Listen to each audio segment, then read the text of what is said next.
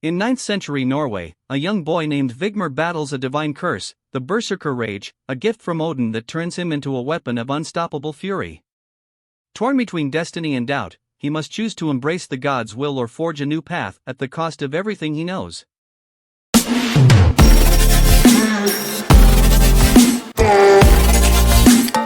When people think of Viking berserkers, they imagine wild-eyed warriors consumed by battle frenzy.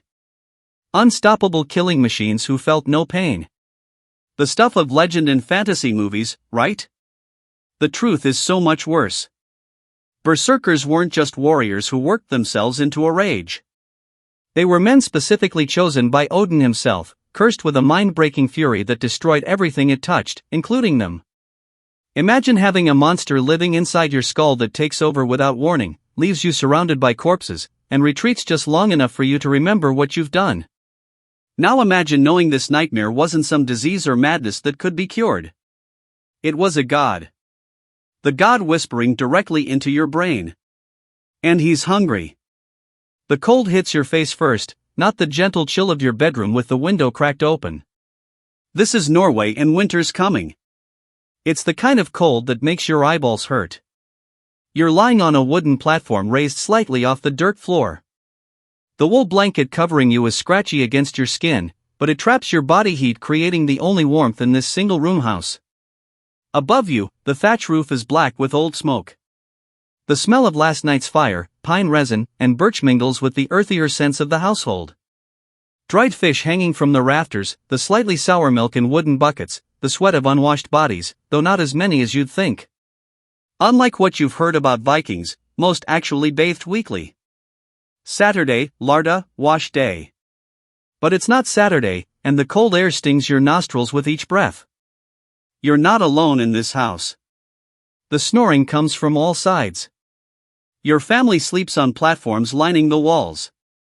Everyone together in one space. The fire pit in the center of the room has died down to embers, casting just enough red glow to make out shadowy lumps of sleeping people.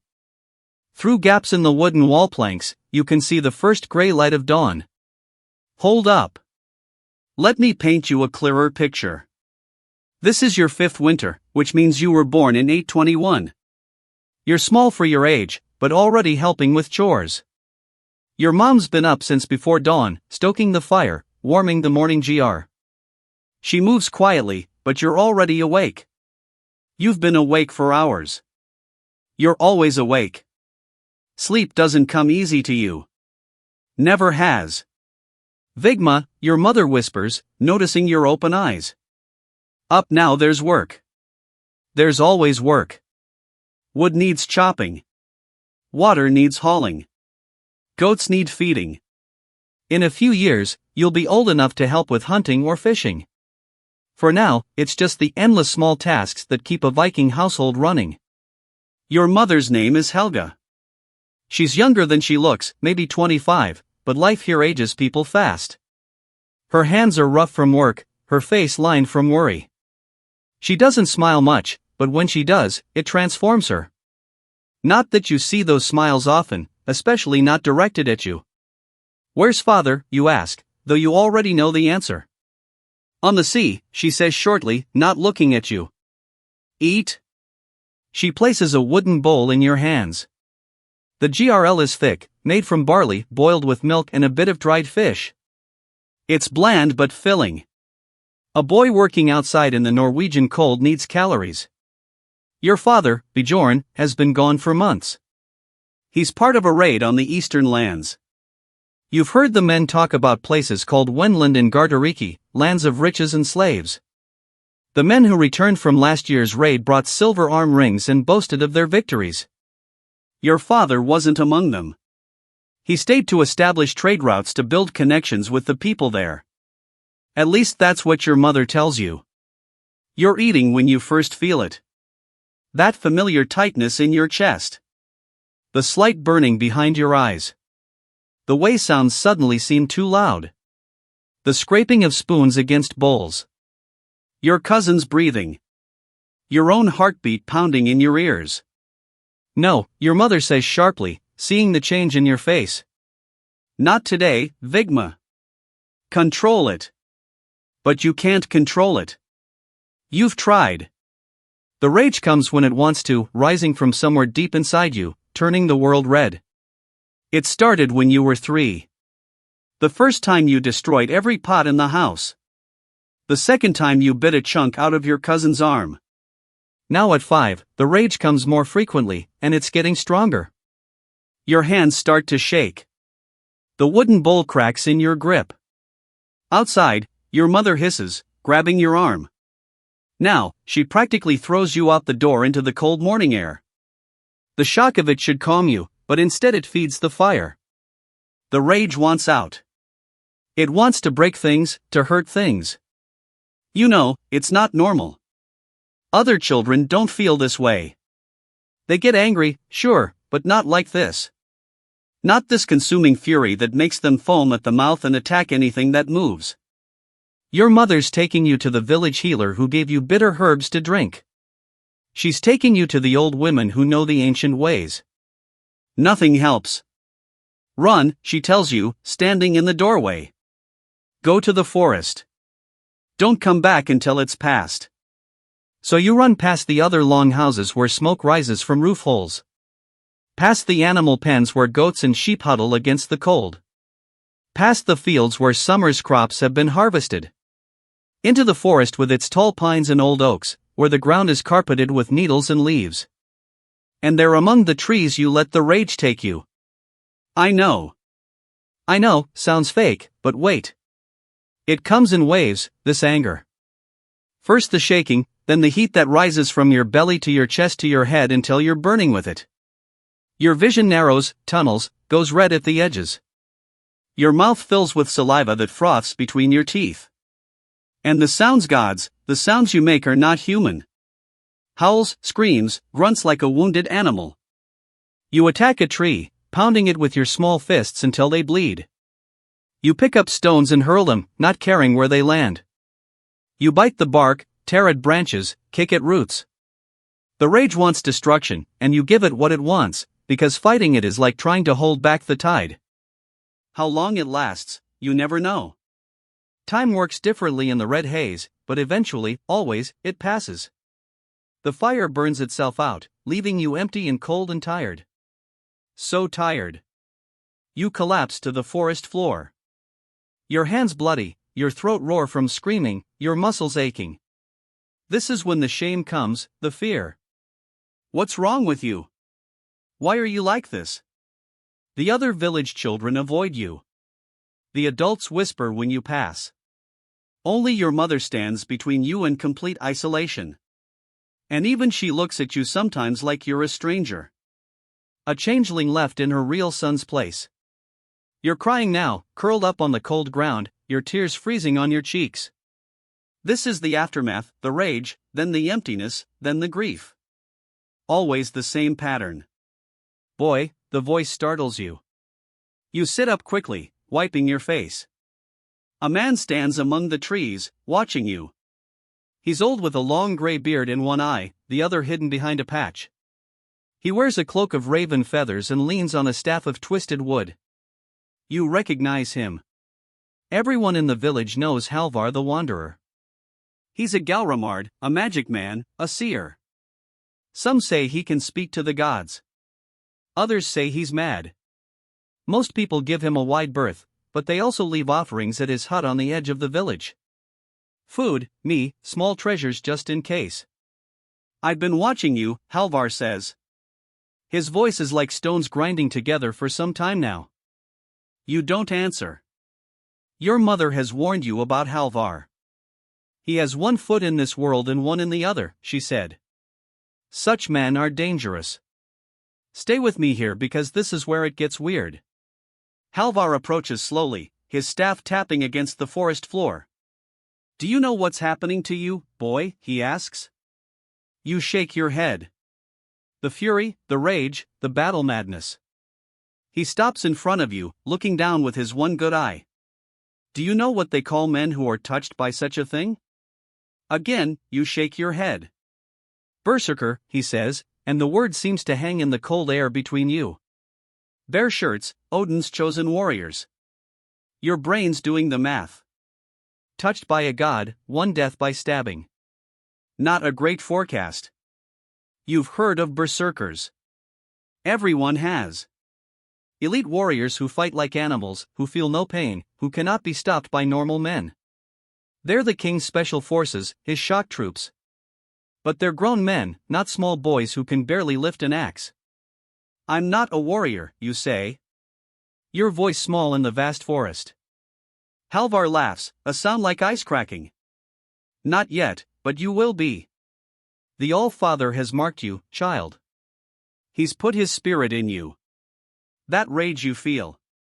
That's Odin's gift. You think of the destruction your gift has already caused. The fear in your mother's eyes, the isolation, some gift. I don't want it, you say. Halvar's face hardens. It's not about what you want. The gods choose who they choose. Your path is already set. He leans down, his face close to yours, his breath smelling of herbs and something else, something sour. Do you know why Odin gives this gift to some men? You shake your head. Because he needs warriors in Valhalla. He needs the fiercest, the strongest, the most fearless to fight at Ragnarok. The end of all things. Halvar straightens up. You've been chosen for a great honor, boy, and a great burden. Will it always be like this? You ask, thinking of the rage, the loss of control, the aftermath. It will get worse before it gets better, Halvar says bluntly. But in time, with the right training, you can learn to channel it, to use it rather than be used by it. How? The question bursts from you, desperate.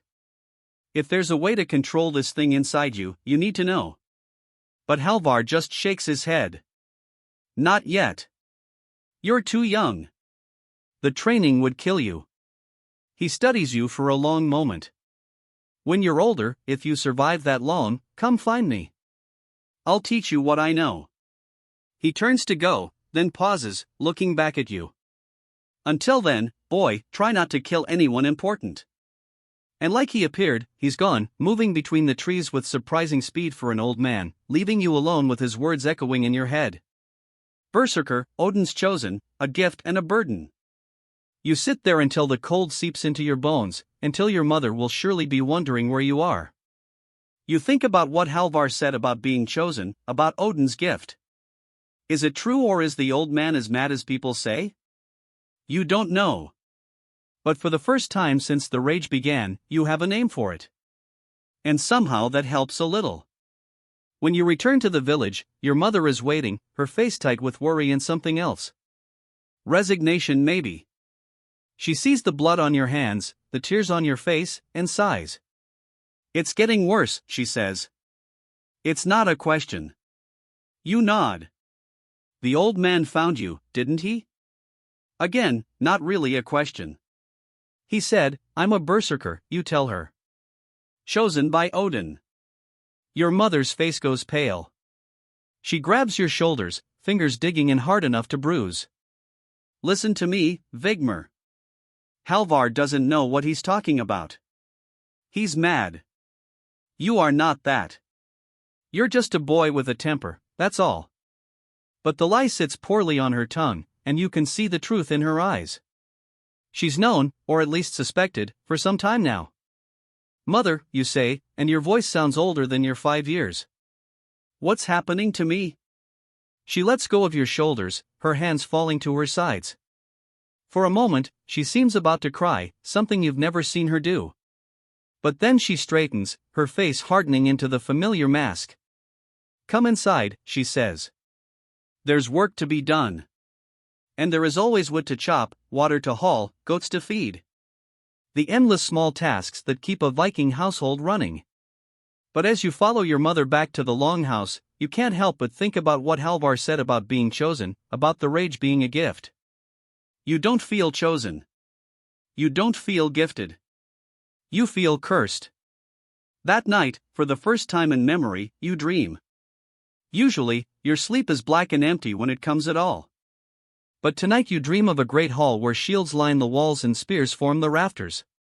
You dream of a high seat where a one-eyed man watches you, his gaze heavy with expectation. You dream of battle and blood and glory. And when you wake in the cold pre-dawn, your heart pounding and your hands clenched into fists, you know deep in your bones that Halvar was right. The All-Father has chosen you and there's no escaping his call. You're only 5 years old, just a small boy in a cold country, but already your path is set. Written in the runes of fate, a berserker, one of Odin's elite warriors. It should be an honor. Instead, it feels like a death sentence. Speaking of death, 3 years later, your father's ship returns from the eastern lands, but your father isn't on it. The men speak of a battle, a wound that festered, a burial at sea. Your mother receives the news with a stony face. But that night, you hear her crying in the darkness. Your rage explodes the next day, worse than ever before. You're 8 now, bigger, stronger. It takes 3 grown men to hold you down, to stop you from hurting yourself or others. When it passes, leaving you limp and empty, your mother makes a decision. He needs training, she tells the village elders. He needs to learn to control it. They agree. A boy with the berserker fury untrained is too dangerous to keep in the village. You're to be sent away to live with a group of warriors who know how to handle your kind, who can teach you to channel the rage, to use it in battle where it belongs. Your mother doesn't cry when you leave. She hugs you tightly, her body rigid, then pushes you toward the waiting warriors. Be strong, she says, and come back to me if you can. That's the last thing she says to you. The last time you see her, the warriors, grim men with battle scars and cold eyes, lead you away from everything you've known, toward what you're not sure. Training, control, battle, death, probably. But as the village disappears behind you, as you walk toward your new life, you feel something unexpected. Relief. Relief that you won't have to see the fear in your mother's eyes anymore. Relief that you'll be among others like you. Relief that maybe, just maybe, you'll learn to live with Odin's gift. The warriors don't speak to you much on the journey. They feed you, make sure you don't run off, but otherwise leave you alone. It's only on the 3rd day as you approach a fortified camp in the hills that one of them, a huge man with a forked beard and arms like tree trunks, finally addresses you directly. Boy, he says, his voice surprisingly gentle for such a fearsome-looking man. Whatever you think you know about what you are, forget it. Being a berserker isn't just about rage. It's about control. It's about brotherhood. It's about service. He looks down at you, his eyes hard but not unkind. It won't be easy. Many don't survive the training, but if you do, he trails off, then shrugs. Well, let's see if you survive first. With those comforting words, he leads you through the gates of the camp into your new life, into the brotherhood of berserkers, into Odin's service. You look back once toward the distant village toward your mother. Then you turn away. That life is over. This one, harder, stranger, more dangerous, is just beginning. You're 8 years old and you're about to learn what it truly means to be chosen by the gods. I know, right? Rough gig. But here's where it gets intense. The warriors don't waste time with welcomes. The moment you step through the gates of the camp, a stone-faced man with a gray beard shoves a wooden axe into your hands. Too small for a real one, he grunts, looking you up and down. You'll learn steel when your arms can swing it. The training ground is packed dirt, surrounded by wooden buildings, sleeping quarters, a mee hall, a bathhouse, an armory. Men move around with purpose. Some practicing with weapons, others carrying supplies. All of them have the same look: hard eyes, scarred bodies, and an air of barely contained violence. Your guide, the one with the forked beard, introduces himself as Gunnar. That's all you need to know for now, he says. You'll learn the others' names if you survive long enough to care. The first 3 days, they don't let you near the other berserkers. You sleep in a small hut on the edge of the camp. They feed you better than you ate at home actually, and they watch you, always watching. On the 4th day, Gunnar brings you to the training ground at dawn. 20 men form a circle in the center. They range in age from teenagers to grizzled veterans. All are muscled, scarred, and serious. This is the new one, Gunnar announces. Vigmar, 8 winters already showing the signs. You stand there clutching your wooden axe, feeling incredibly small. The men study you with expressions ranging from curiosity to disdain. He's a runt, one says. So was Halfdan, another counters. Now he's the biggest among us. 8 is young. A third comments. Most don't show signs until 12 at least. Odin chooses when he chooses, Gunnar says with finality. The boy's here now. He'll train with us. And just like that, your new life begins. Every morning starts the same. You wake before dawn, plunge your head into a bucket of ice-cold water, then run barefoot. Even in winter, around the perimeter of the camp. 5 laps to start. More as you get stronger. After running comes weapons training. Hours of it. Axe, sword, spear, shield. Your arms shake. Your palms blister. Your wooden axe feels like it weighs as much as you do. When you drop it, they make you do push-ups in the mud. When you cry only once, they make you run extra laps. Tears are for the dead, your trainer says. And you're still breathing. Brutal. Oh, you have no idea. Let me paint you a clearer picture. The food here is better than at home, but you earn every bite. Breakfast is porridge with honey, sometimes dried fruit. Lunch is bread, cheese, dried meat. Dinner is the main meal, usually stew, with whatever meat the hunters brought in, vegetables from the garden, and always mead. Even the younger boys get a small cup. It helps with sleep, they say. The older boys, 12, 13, winters, mostly ignore you.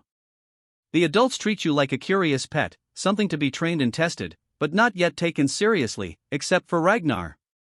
Ragnar is the oldest berserker in the camp, maybe 50 winters, with a face like weathered leather and one arm ending at the elbow. He watches you during training, his eyes sharp under bushy white brows. One evening about 2 weeks after your arrival, he sits beside you at dinner. You're fighting it, he says without preamble. You look up from your stew, confused. The gift, he clarifies. You're fighting against it. That's why you struggle. I'm struggling because I'm 8 and that axe is heavy. You mutter. He laughs. A sound like rocks in a barrel. Smart mouth on you. Good. You'll need that. His face turns serious. But listen, boy, the rage the Berserker gang gets not your enemy.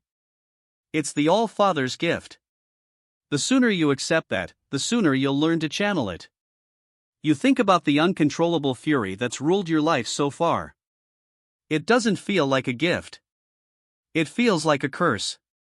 Ragnar nods unsurprised. They all say that at first, but you'll learn. He stands, patting your shoulder with his remaining hand. You'll learn because you have no choice. None of us did. The next day, they pair you with Halfdan for sparring. He's 16, tall and broad, with dirty blonde hair tied back in a knot. Despite what you'd heard, he doesn't seem particularly friendly as he circles you on the training ground. Don't hold back, Gunnar instructs from the sidelines. The boy needs to learn. He'll learn to die, Halfdan says, hefting his wooden sword. You've barely raised your axe when Halfdan attacks. His first blow knocks you sprawling. His second, a pulled strike that still feels like getting kicked by a horse, cracks against your ribs. Pain explodes through your chest. Up. Gunnar calls again. You struggle to your feet, gasping for breath. Halfdan doesn't wait. He comes at you again, sword whistling through the air. You manage to block one strike, two, but the third gets past your guard and catches you on the shoulder. You feel something pop. The pain is immediate and intense. Your vision grays at the edges. But something else happens, too. Something unexpected. The rage stirs. Not the full berserker fury, but the beginning of it. Heat in your belly, tightness in your chest. The world taking on a reddish tinge. For the first time in your life, instead of fighting it, you listen to Ragnar's advice. You don't resist. You let it come. Not all the wave. And at 8, you know that would be dangerous, but enough to feel the power surge through you. Enough that when Halfdan comes at you again, you don't just stand there. You move. Your wooden axe, impossibly heavy a moment ago, feels lighter.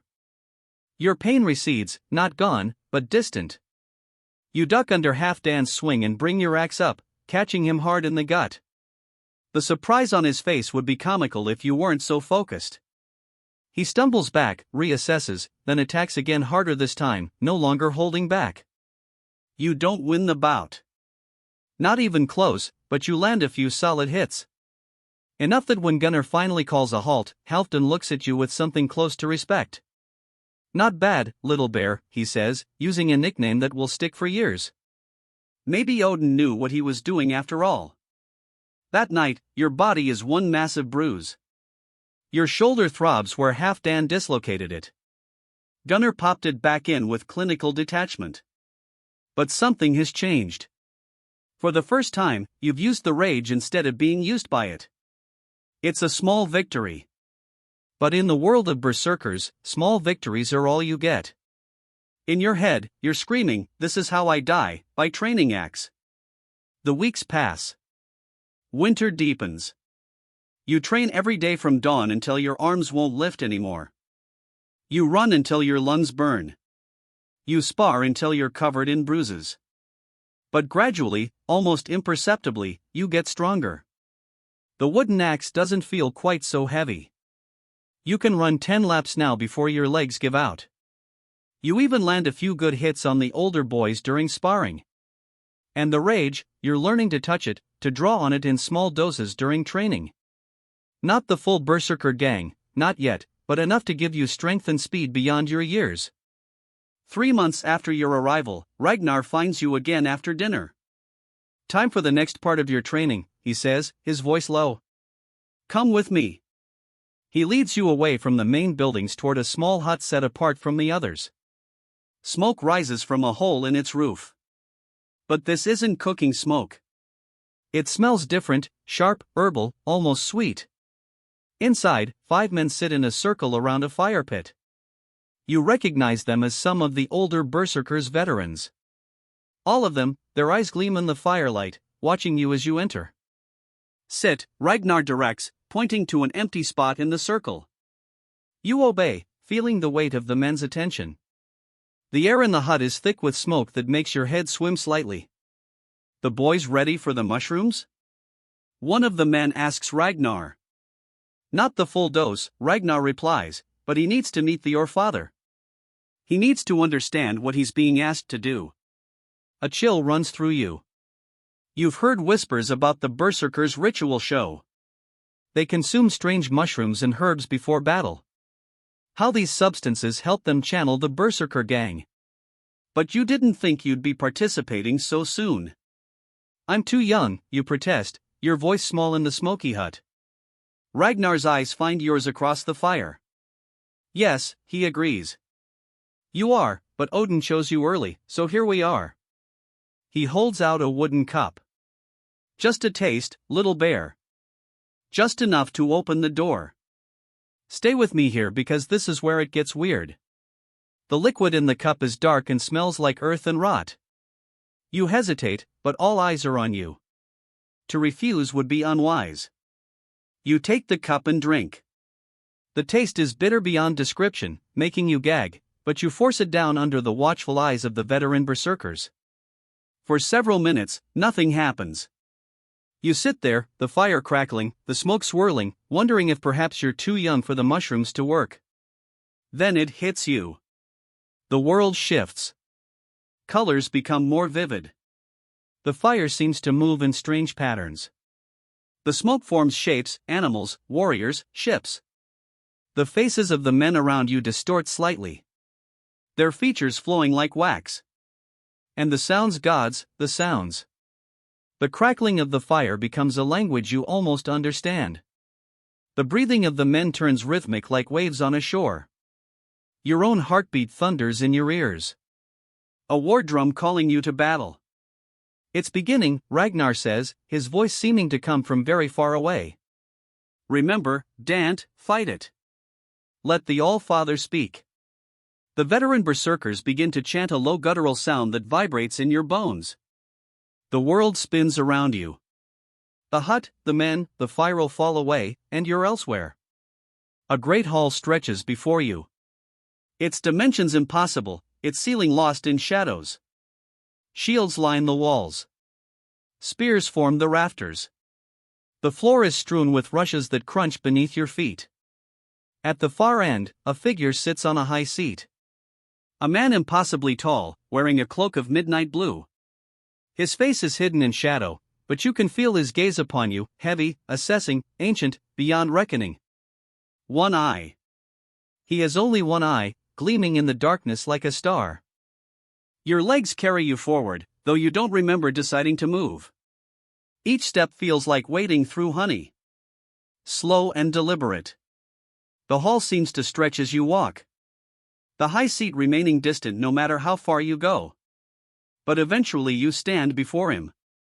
The one-eyed god, the All-Father, Odin. So he says, his voice like the rumble of distant thunder. You are the child who bears my gift. You try to speak, but no sound comes out. Your throat feels closed, your tongue too large for your mouth. You wonder why I chose you, Odin continues as if you had spoken. Why one so young? Why one so small? He leans forward, his one eye burning into yours. Because the small ones are overlooked. Because the young ones can be shaped. Because in you I saw potential.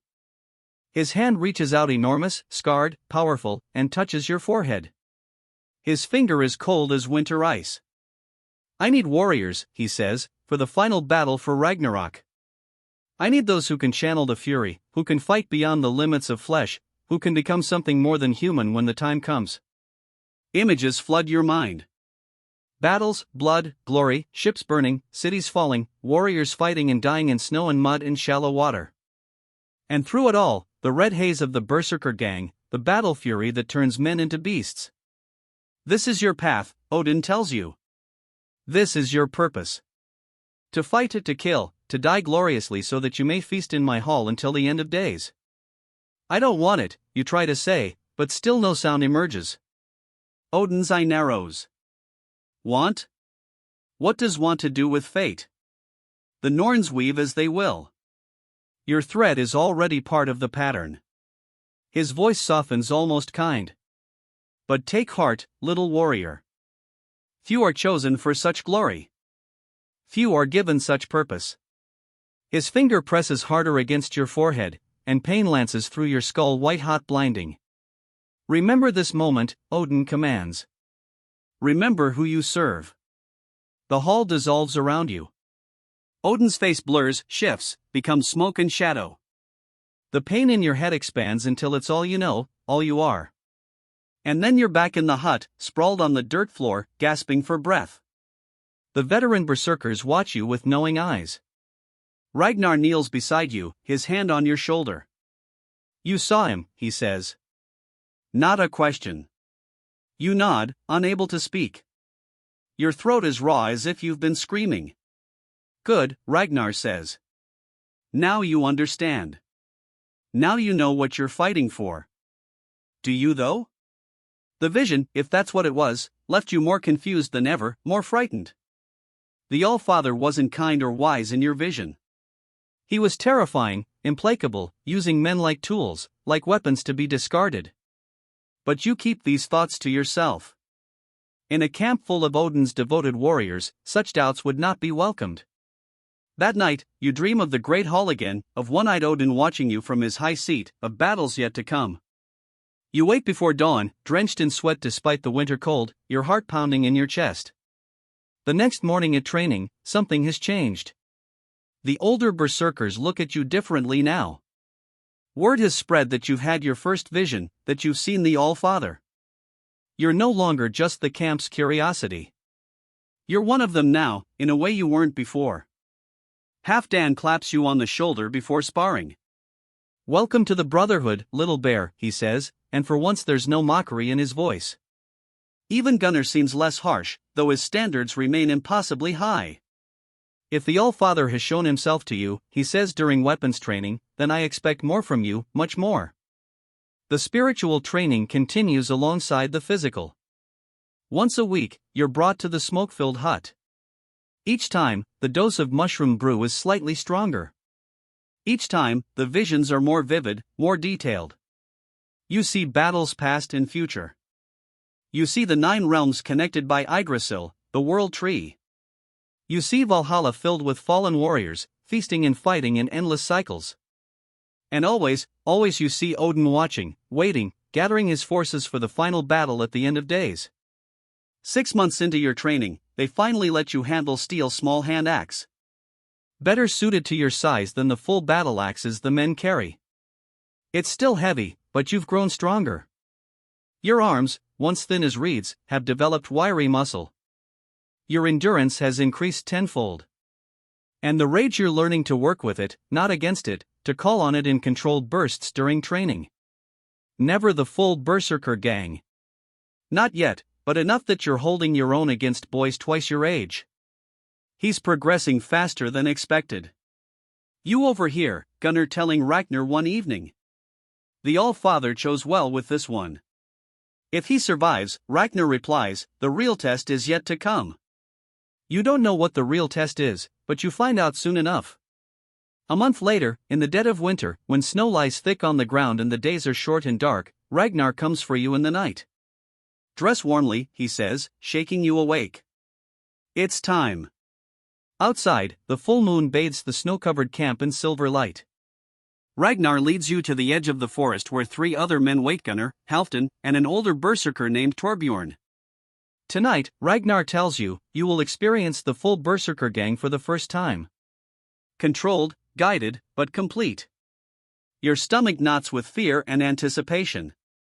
You felt the edges of the battle fury drawn on it in small doses, but the full experience, the complete surrender to the rage. You're not sure you're ready. I could hurt someone, you say. Yes, Ragnar agrees. That's why we're here, to make sure you hurt the right someone. He leads your small group deeper into the forest, following a trail invisible to your eyes. After an hour's hike, you reach a clearing where a crude wooden cage stands. Inside, a wild boar paces, its tusks gleaming in the moonlight, its breath steaming in the cold air. Your opponent, Ragnar says, gesturing to the beast. Fierce, dangerous, but not human. A fitting first blood for a young berserker. From a pouch at his belt, he produces a small cloth bundle. Unwrapping it reveals a handful of dried mushrooms, different from the ones you've had before. These are reddish-brown with pale spots, and they give off a strange acrid smell. Eat, Ragnar commands, handing you a larger portion than you've ever had. In your head, you're thinking, wait, that can't be right. I'm fighting a boar on mushrooms. But you obey, chewing the bitter fungi, washing them down with me from Gunnar's flask. The effects come faster this time, stronger. The world shifts. Colors bleeding into each other. Sounds becoming unnaturally clear. You can hear the boar's heartbeat. The rush of blood in your own veins. The whisper of wind through pine needles. Now, Ragnar says, his voice seeming to come from everywhere and nowhere. Remember what you've learned. Don't fight the rage. Embrace it. Let it fill you. Become it. The men step back, forming a circle around you and the caged boar. Halfdan draws his sword, ready to intervene if necessary. When you're ready, Ragnar continues. Gunnar will open the cage. The rest is up to you. You grip your handaxe, feeling its weight, its balance. The metal gleams silver in the moonlight, promising blood. Your blood or the boar's that remains to be seen. The mushrooms are taking full effect now. Your vision narrows, darkens at the edges. Your heart pounds in your chest like a war drum. Heat spreads from your belly outward. A familiar fire. The beginning of the berserker gang. This time you don't resist. You don't try to control it. You surrender to it completely, letting the rage wash over you, through you, becoming you. The change is instantaneous and absolute. One moment you're a 9-year-old boy holding an axe. The next you're something else, something more, something less, a creature of pure fury and violence. You don't remember Gunnar opening the cage. You don't remember the boar charging. You don't remember raising your axe. What you remember later in fragments: the hot spray of blood on your face, the sound of your own voice, not human, but a roar that tears from your throat. The sensation of your axe biting into flesh, into bone, the taste of blood in your mouth, yours, or the boar's you don't know. When awareness returns, the boar lies dead at your feet. Your axe buried in its skull. Your hands are covered in blood. Your tunic is torn. There's a gash along your arm where the boar's tusk caught you. But you feel no pain. Not yet. The four men watch you with expressions ranging from approval to concern. "Well done, little bear," Halfdan says, breaking the silence. "You're truly one of us now." The pride in his voice should make you happy. Instead, you feel empty, hollow, as if something has been taken from you, not given. Ragnar kneels beside the dead boar, places his hand on its flank. "Thank you for your sacrifice," he murmurs, a ritual acknowledgement of the beast's spirit. Then he looks up at you. "How do you feel?" You search for words to describe the emptiness, the strange disconnection. Like I wasn't me," you finally say, "like I was watching someone else."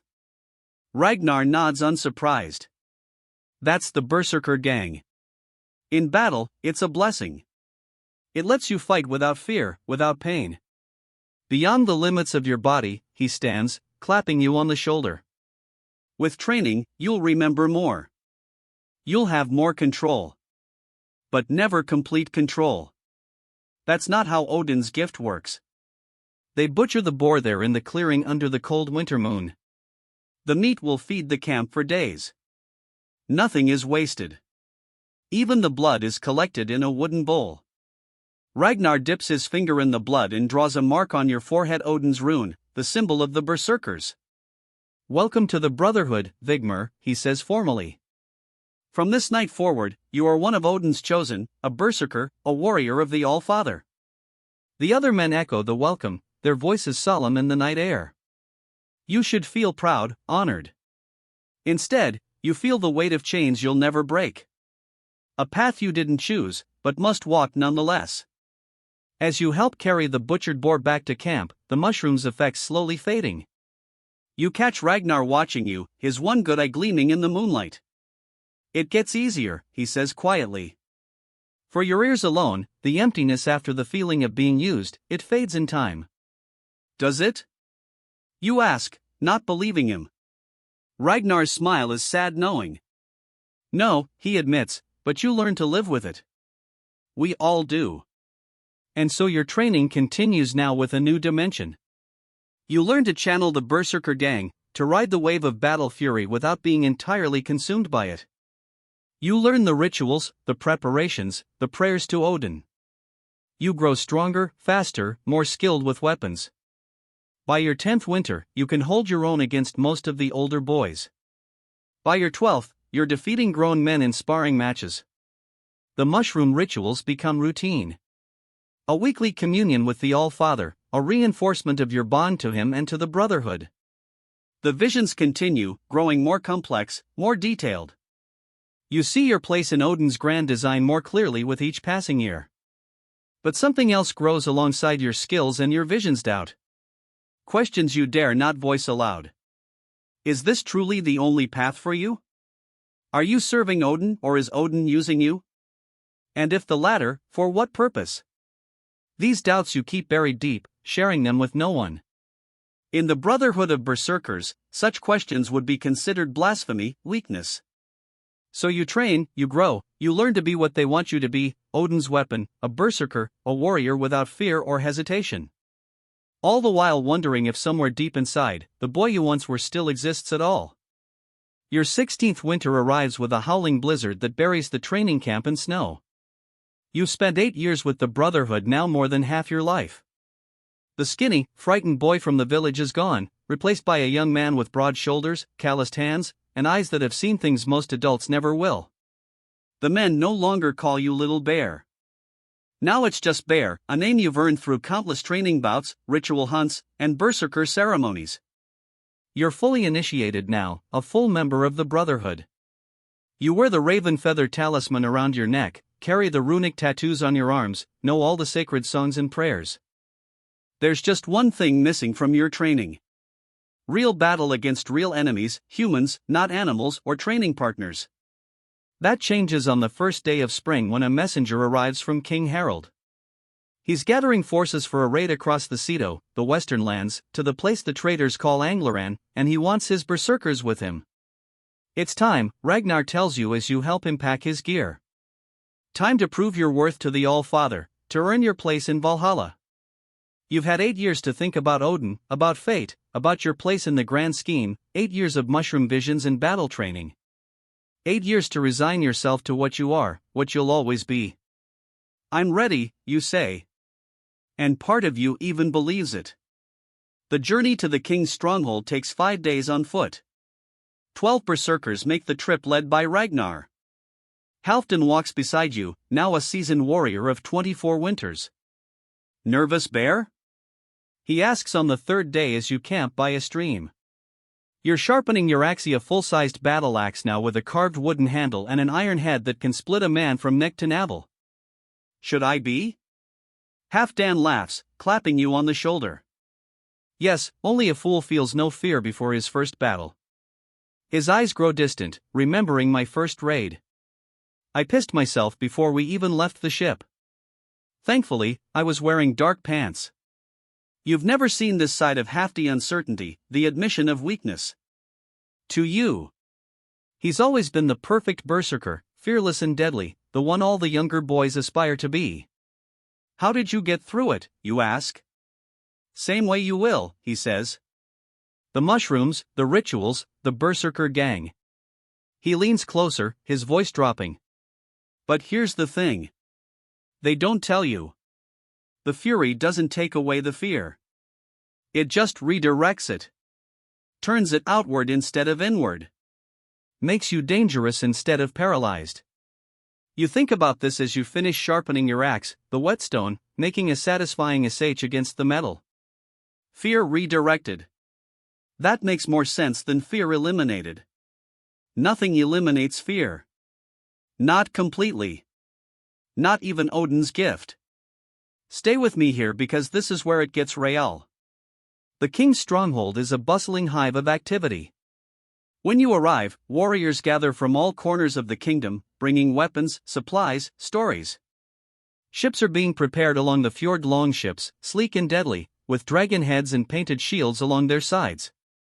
King Harald himself inspects the berserkers upon their arrival. He's a tall man with a red beard, straw with gray, eyes sharp as flint. You've never seen him before, but you've heard the story show he's uniting the Norwegian tribes, how he means to rule all the northern lands. Ragnar, the king greets your leader. You brought young blood this time. Young, but battle-ready, my king, Ragnar responds. This one, he claps you on the shoulder, has Odin's favor. The strongest berserker gang I've seen in a new initiate. The king studies you, his gaze piercing. Well, see, he says simply. Then to the group, we sail with the tide. Be ready. That night, the camp is alive with preparation. Men sharpen weapons, check supplies, make offerings to the gods for safe passage and good raiding.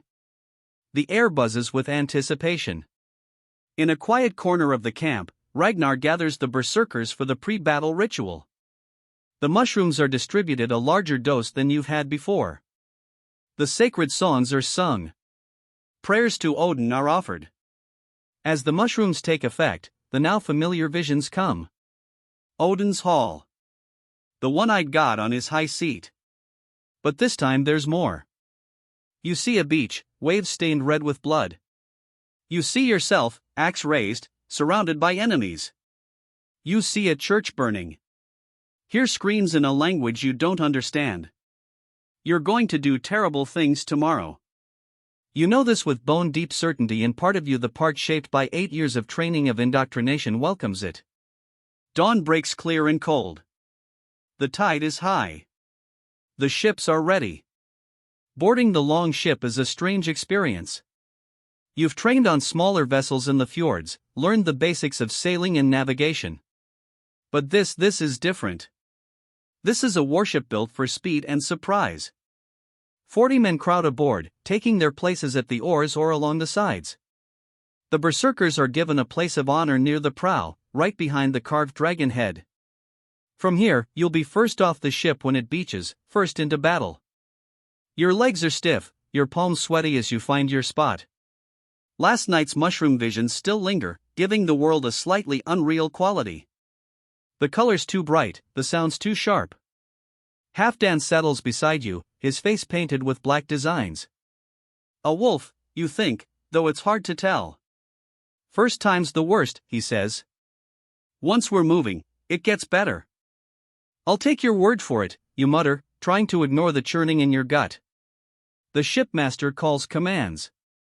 Men push the vessel from shore with long poles. OES dip into the water and the long ship glides into the fjord, picking up speed as the rowers find their rhythm. The sensation is not what you expected. The ship doesn't just move forward. It seems to breathe to live. It rises and falls with each wave creaking and groaning like a living thing. Water splashes over the sides, cold against your skin. As the shore recedes, as the fjord widens into open sea, your stomach lurches. You've never been this far from land before. Never seen this much water in all directions.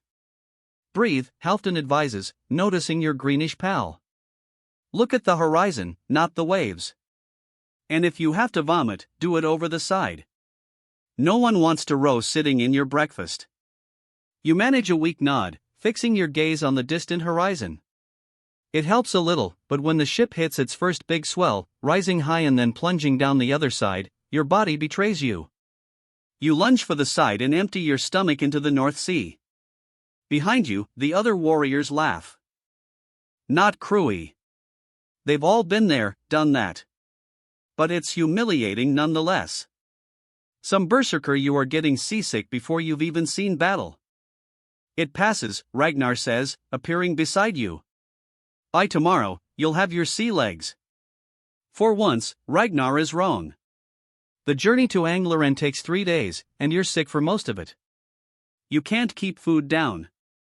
You can barely sleep. By the time land appears on the horizon, a thin dark line against the gray sky, you're weak, miserable, and secretly hoping the sea swallows you whole before you have to fight anyone. But as the ship approaches the English coast, as the thin line becomes cliffs and beaches and rolling hills beyond, something shifts inside you. The sickness recedes. Your focus sharpens. The training takes over. You're going to raid. You're going to fight. You're going to let the Berserker gang take you fully and completely for the first time against real enemies. You're going to become what you were made to be. The shipmaster gives orders directing the vessel toward a small bay. There's a village visible on the shore, thatch-roofed buildings. A small wooden church with a cross on top. Fishing boats pulled up on the beach. No walls. No visible defenses. Easy prey. Other ships appear on either side of yours. 5, 10, 15 in total. King Harald's raid is no small affair. This won't be just one village. This will be a swath of destruction along the English coast. Ready yourselves, Ragnar commands the berserkers. From his pouch, he produces the combat mushrooms, the special variety that triggers the deepest berserker gang. Odin awaits. You take your portion, chewing the bitter fungi, washing it down with water from your flask. The familiar warmth spreads through your body, but stronger this time, more intense. Your vision begins to tunnel. Your heart races. The other berserkers are preparing too, each in their own way. Some pray quietly. Others work themselves into a frenzy, biting their shields, growling like animals. Halfdan stands silent, his eyes closed, his breathing deep and controlled. In your head, you're thinking that there's no way back now. This is happening. The ship glides into the bay, its shallow draft allowing it to approach close to shore. When it's near enough, men jump overboard, splashing through knee-deep water, pulling the vessel onto the beach. The village is stirring now. You can see people moving, pointing, beginning to understand what's happening. A bell starts to ring an alarm, a call for help that won't come in time. Berserkers, Ragnar roars for Odin, for glory. And just like that, you're moving off the ship, across the beach, toward the village, toward the screaming people who are now running, hiding, some attempting to gather weapons for defense.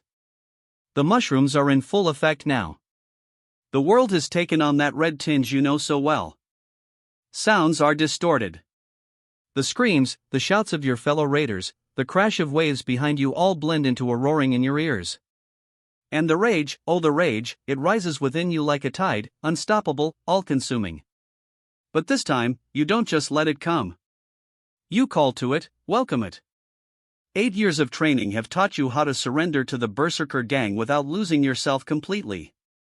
Your body changes as the fury takes hold. Your muscles tighten, coil like springs. Your breathing becomes rapid, shallow. Spittle forms at the corners of your mouth. You hear yourself making sounds, not words, not even human sounds, but the growls and snarls of something wild, something ancient. The first Englishman to face you is an older man, a fisherman by the look of him, wielding a wooden staff, brave but foolish. Your axe takes his head with one swing. Blood sprays hot against your face, your arms. You should feel something. Horror, regret, guilt. But the berserker gang leaves no room for such emotions. There is only the fight, only the kill. More villagers appear, some with makeshift weapons, others just trying to flee. You cut through them like a scythe through wheat. Your axe rises and falls, rises and falls. Blood soaks your tunic, your pants, your boots. None of it is yours. Time loses meaning in the red haze. You're dimly aware of other raiders around you, of buildings burning, of women screaming as they're dragged away. But these are distant things irrelevant to your purpose. Your entire world has narrowed to the space within reach of your axe. At some point, minutes or hours later, you can't tell you encounter actual resistance. A group of local things, armed and armored, arrive from a nearby manor. These are trained warriors, not fishermen with sticks. This is the real test. The battle that follows is fragmented in your memory. Flashes of violence, the crunch of your axe against chain mail, a sword cutting your arm, the pain distant, unimportant, the taste of blood in your mouth, yours or theirs, you don't know. You remember one moment with crystal clarity, standing over a fallen English warrior, your axe buried in his chest, looking into his eyes as the light fades from them. He's young, maybe your age, maybe younger. In his dying gaze, there's fear, pain, but also confusion, as if he's asking why. Why us? Why our village? Questions you have no answers for. Questions the berserker gang doesn't allow you to consider. Then that moment passes and you're moving again, killing again, lost in the rhythm of violence. When awareness returns, the battle is over. The village is burning. The surviving villagers have been rounded up. The women and children to be taken as slaves. The few remaining men to be finished off or left to rebuild, depending on the king's mood. You're standing in what was once the village square. Your axe dripping blood onto the muddy ground. Your body aches in a dozen places where you've been wounded without noticing. Your throat is raw from screaming. And you feel nothing. Hollow, empty, as if something essential has been scooped out of you, leaving just a shell. Halfdan finds you there, his own face and armor splattered with gore. You fought well, he says, his voice oddly gentle. First battle is always the hardest. You look at him, try to form words, but nothing comes. Your mind is still trying to process what you've done, what you've become. It gets easier. He continues, misunderstanding your silence. The emptiness after the coming down from the fury. You learn to live with it. Ragnar's words from years ago now repeated by Halfdan, the same lie or maybe the same desperate hope that this feeling, this hollowness, this disconnection will someday fade. You know, bone deep that it never will. The raiders spend the night on the beach celebrating their victory, dividing spoils, tending wounds. The berserkers keep mostly to themselves as usual. The regular warriors respect your fighting prowess, but fear your strangeness, your connection to Odin, your barely controlled violence. You should sleep. Your body is exhausted, pushed far beyond normal limits by the berserker gang. But every time you close your eyes, you see them. The villagers you killed, the young warrior with the questioning eyes. First raid is always the worst, Ragnar says, sitting beside you at the edge of the camp. You're thinking about the people you killed, wondering if they deserved it, you nod, not trusting your voice. They didn't, Ragnar says bluntly. Deserve it. I mean, they were just people living their lives. Wrong place, wrong time, he sighed, looking out at the dark sea. But that's not our concern, Bear. We're weapons, not judges. Odin points us and we strike. That's our purpose. Is that enough? You ask, finding your voice at last. To be just a weapon. Ragnar is silent for a long moment. When he finally speaks, his voice is low, meant for your ears alone. It has to be, because if it's not, if we let ourselves think too much about what we do, about the lives we take, we couldn't live with ourselves. He puts a hand on your shoulder. Sleep if you can. Tomorrow we raid again, and the next day and the next, until the ships are full of treasure and slaves and the king is satisfied. He's right. The next day brings another village, another slaughter, and the next day another. By the fourth raid, you've stopped seeing the faces of those you kill. By the sixth, you've stopped counting. The berserker gang comes easier now, more controlled. You slip into the battle fury like putting on a familiar cloak and shed it afterwards with practiced detachment. You fight, you kill, you move on. This is who you are now. This is all you'll ever be. After 2 weeks of raiding along the English coast, the ships are laden with plunder, silver, gold, weapons, furs, slaves. King Harald gives the order to return home to Norway. The journey back is different. You're not seasick this time. Your body has adapted to the rhythm of the waves, the constant motion. Or maybe you're just too numb, too hollow to feel physical discomfort anymore. What you do feel growing stronger with each passing day is doubt. Questions that have lingered at the edges of your mind for years now pushed to the forefront, impossible to ignore. Is this truly your fate? To kill and kill and kill again for a king's greed and a god's inscrutable purposes. To lose yourself in the berserker gang until there's nothing left of the boy you once were. You've been told since childhood that this is an honor, that being chosen by Odin is the highest calling a warrior can receive. That your place in Valhalla is assured, your glory eternal. But as Norway's coastline appears on the horizon, as the ships turn toward home, you're no longer certain that's enough. What you are certain of is this. Something broke inside you on that English beach. Something that can never be fixed.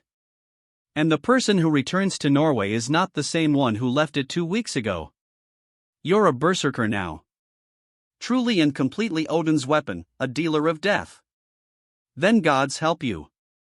You're starting to hate it. The return to Norway brings no rest, no time to process what you've become. King Harald is pleased with the raid's success, with the gold and silver that now fill his coffers, with the slaves that now work his fields. And he's especially pleased with his berserkers, whose ferocity has been whispered about in every village you raided. The English will remember the fury of the Northmen, he declares at the victory feast. They will tell tales of the bear warriors who cannot be stopped by blade or arrow. You sit with the other berserkers at a table near the king's high seat. The mead hall is warm, smoky, alive with celebration. Warriors boast of their exploits. Scolds compose poems about the raid. Women serve food and drink, some free, some newly enslaved. Your food sits untouched before you. Your meat cup remains full. The hollowness inside you hasn't faded in the week since your return. If anything, it's grown deeper, wider, threatening to swallow you whole. Eat, Ragnar says, nudging you. You need your strength. For what? You ask. We just returned. Ragnar's expression darkens. The king has plans. Big plans. This raid was just the beginning. You should have guessed. Kings always want more land, more wealth, more power, and berserkers are too valuable a weapon to leave unused for long. Sure enough, 3 days later, you're summoned to the king's private chambers along with Ragnar and 2 other veteran berserkers. King Harald sits at a large table covered with maps, his advisors gathered around him. Oh, York, he says without preamble, pointing to a spot on the map. The largest city in northern England, rich, prosperous, poorly defended. His finger traces a route along the coast. We'll sail in autumn when they least expect it. A larger force this time. 20 ships, 200 warriors. And the berserkers, Ragnar asks. You'll lead the assault, the king says. Break their defenses. So terror the main force will follow. He looks up, his gaze finding yours. I'm told this young one fought particularly well on the last raid. He did, my king, Ragnar confirms. One of our best despite his youth. King Harald studies you with cold calculation. Good. I want him in my personal guard until we sail. Him and the big one. He nods toward Halfdan, who stands near the door as my shield arms. And just like that, your status changes again. No longer just a berserker, but a royal guard. One of the king's personal protectors. It's an honor most warriors would kill for. You feel nothing but dread. The months that follow establish a new routine. When the king holds court, you and Halfdan stand behind his throne, axe in hand, silent and menacing. When he travels, you ride beside his wagon. When he sleeps, you guard his door. Between these duties, you train. Always training. The king wants his berserkers at the peak of their abilities for the York raid, so you spar daily. Run the hills around the fortress. Practice formations with the other warriors. And once a week the rituals continue. The mushrooms, the visions, the communion with Odin. Your connection to the All-Father has never been stronger. Your berserker gang never more controlled. You can slip into the battle fury and out again almost at will now. A skill few berserkers ever master. You should be proud, honored. Instead, you feel like a blade being honed for slaughter. Wait, I need to paint you a clearer picture. The king's hall is vast, its walls lined with shields, its rafters hung with banners taken in conquest.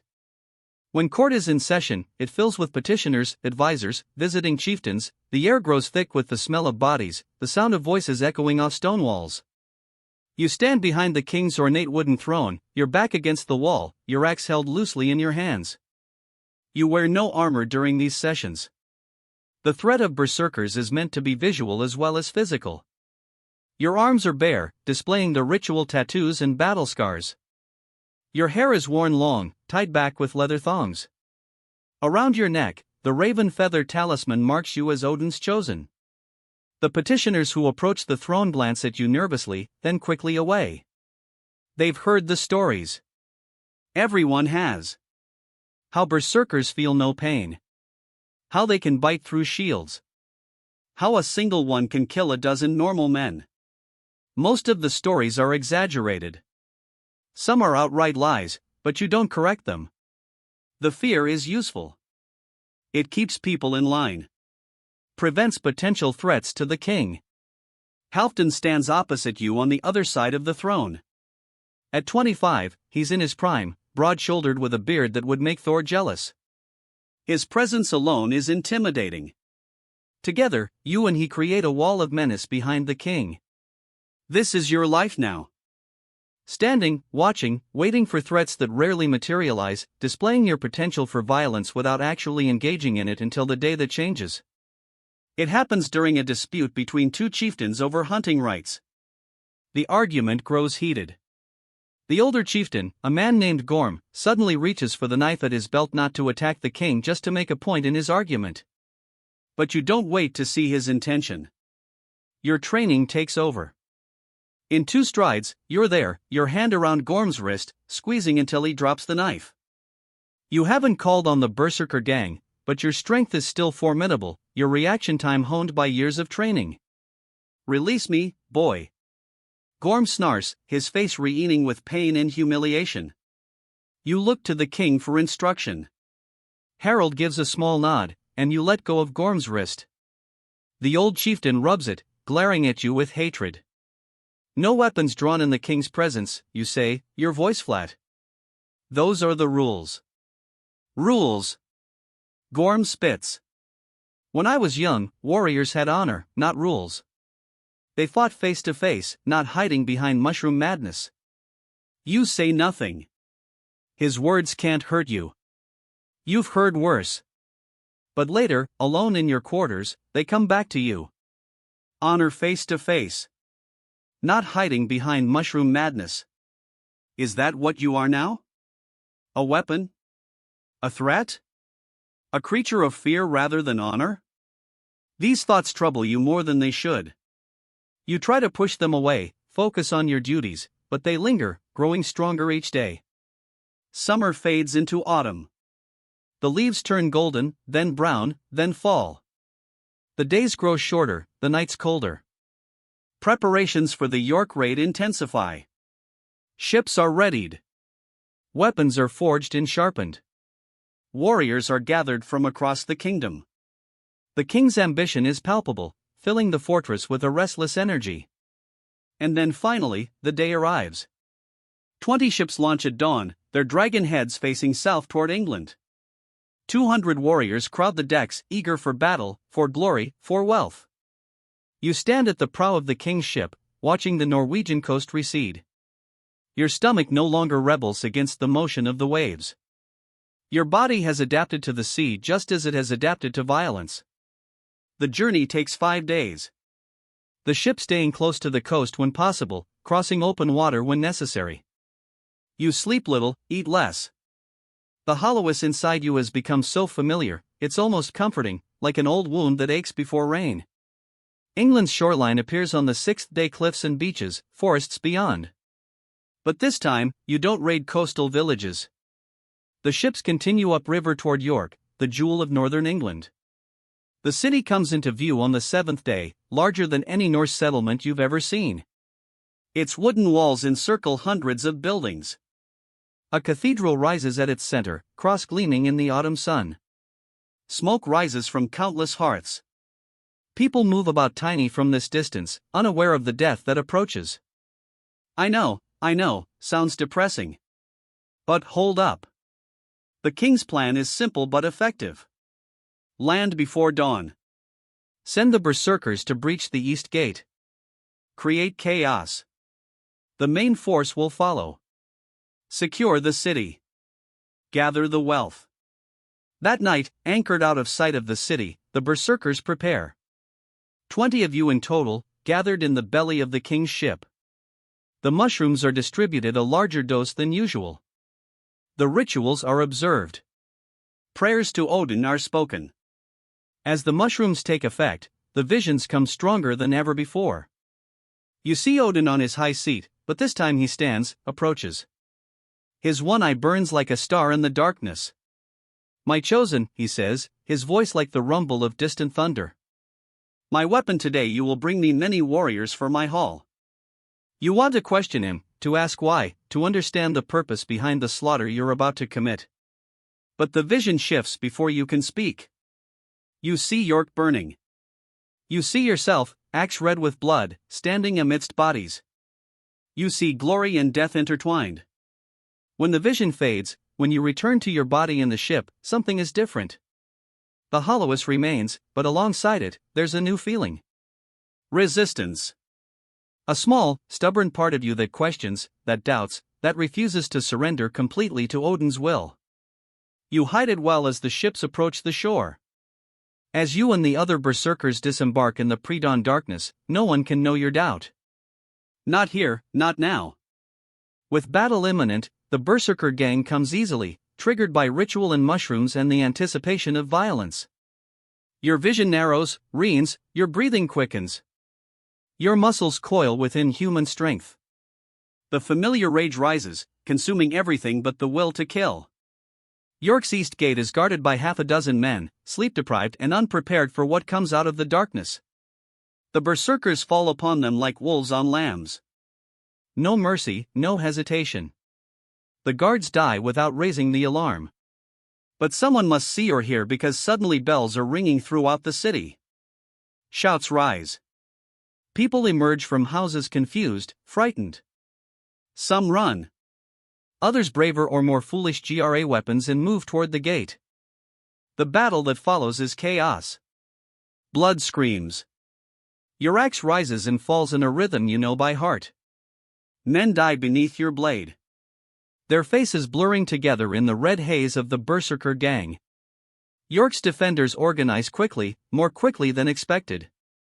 A group of armored warriors appears, led by a man whose helmet and chain mail mark him as important. They form a shield wall, a disciplined defense against the berserker onslaught. For a moment, the attack stalls. The berserkers, though individually formidable, lack the discipline to break a proper shield wall. They hurl themselves against it, taking wounds, making little progress. Then Ragnar's voice cuts through the den. "Bear Halfdan the wall." You and Halfdan exchange a glance. You've trained for this, practiced it countless times. Without words, you move together toward the center of the shield wall. Halfdan reaches it first. His massive frame crashing into the shields like a battering ram. He creates a small breach enough for you to exploit. You slip through inside the wall behind the defenders, and then you do what berserkers do best: create chaos. You're in their midst now, swinging your axe in wide arcs, forcing them to turn inward, to break formation. The shield wall falters, gaps appearing. Other berserkers pour through, and suddenly the disciplined defense collapses into individual combat. The leader, the one in the fine helmet, comes for you personally. He's skilled, experienced, his sword moving in practiced patterns. Under normal circumstances, he might be your equal or better, but these aren't normal circumstances. You're deep in the berserker gang, feeling no pain, no fear, no hesitation. Your axe meets his sword. The impact jarring but meaningless. You press forward inside his guard and bury your axe in his chest.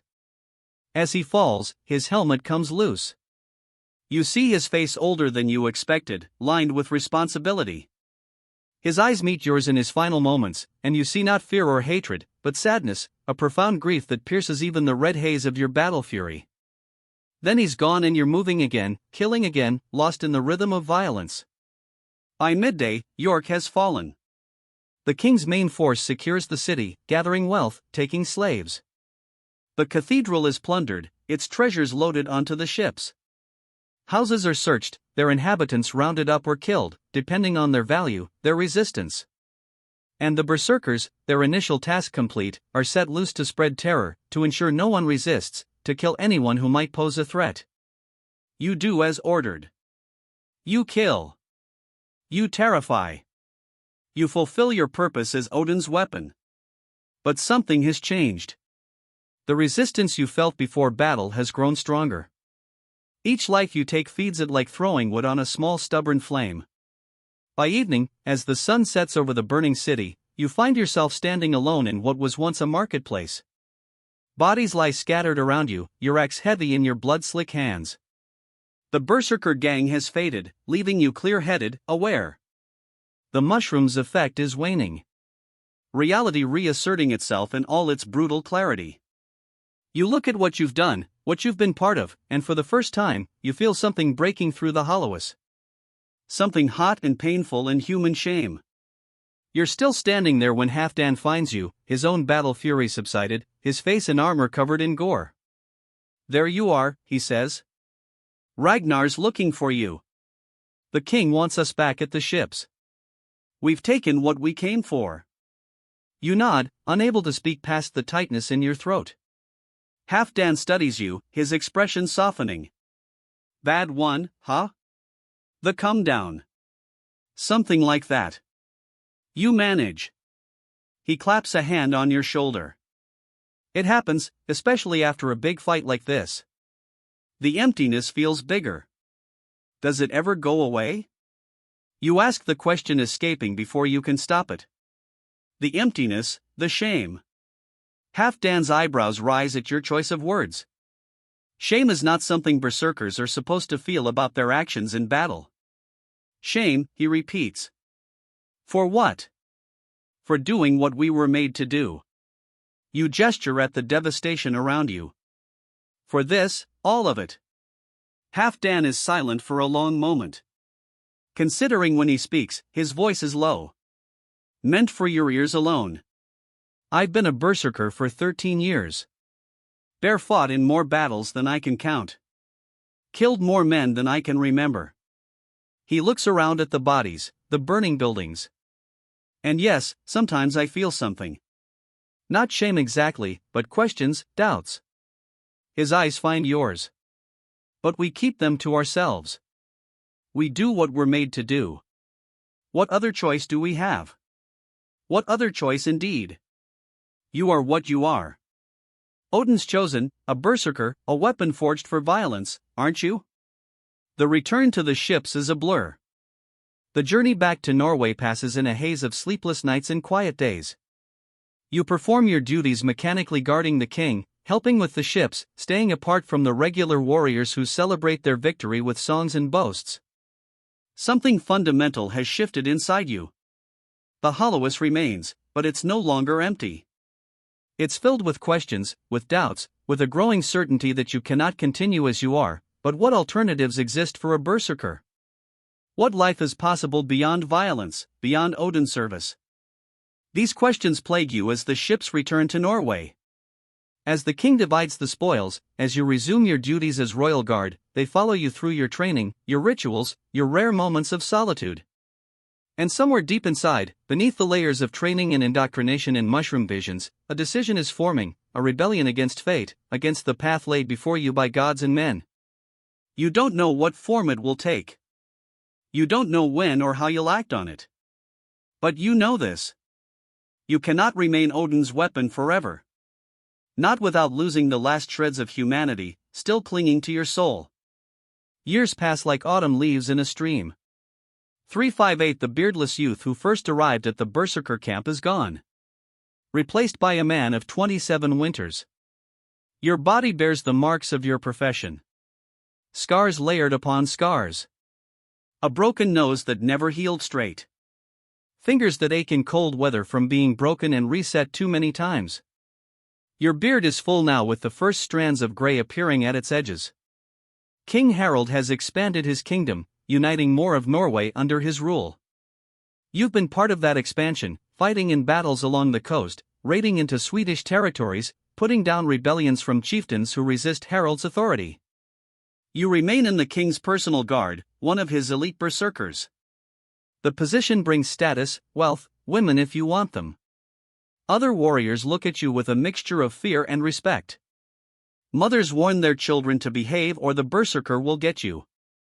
Skalds compose verses about your exploits, your ferocity in battle. On the surface, you are everything a Norse warrior should aspire to be. Successful, feared, wealthy, favored by the king, and supposedly by Odin himself. Inside, you're coming apart like a poorly made shield.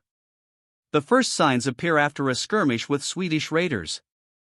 Nothing serious, a brief, brutal fight that ends with most of the Swedes dead and the rest fleeing into the forest. The berserker gang comes and goes as it should. You kill efficiently without hesitation. Everything normal except afterwards as you're helping collect weapons from the dead. The rage returns without warning, without mushrooms or rituals to trigger it. One moment you're pulling a sword from a corpse. The next you're in the red haze, bellowing like a wounded bear, swinging the sword at shadows, at trees, at your own comrades who scramble to get out of your way. Ragnar manages to talk you down, his voice cutting through the fury, calling you back to yourself. When the haze clears, you're standing knee-deep in a stream, soaked and shivering, the sword still clutched in your white-knuckled grip. What happened? Ragnar asks, keeping his distance, wary in a way he's never been with you before. I don't know, you answer truthfully. It just came. Ragnar's expression is troubled. Without the mushrooms, without the rituals, you nod. A cold fear settling in your gut. This isn't supposed to happen. The berserker gang is a controlled state entered through specific preparations, exited the same way, not something that comes unbidden that takes you by surprise. Has this happened before? Ragnar asks. No, you say, then hesitate. But there have been times, small moments, when I felt it starting after York, after the Swedish campaign last year. Ragnar's frown deepens. You should have told me. I thought I could control it, you admit. I've always been good at controlling it. Until now, Ragnar says not unkindly. This stays between us, Bear, for now. But if it happens again, he leaves the sentence unfinished. But the implication is clear. If it happens again, he'll have to tell the king. And the king doesn't tolerate unpredictable weapons in his arsenal. You almost laugh at the absurdity. The hallmark of a berserker is losing control.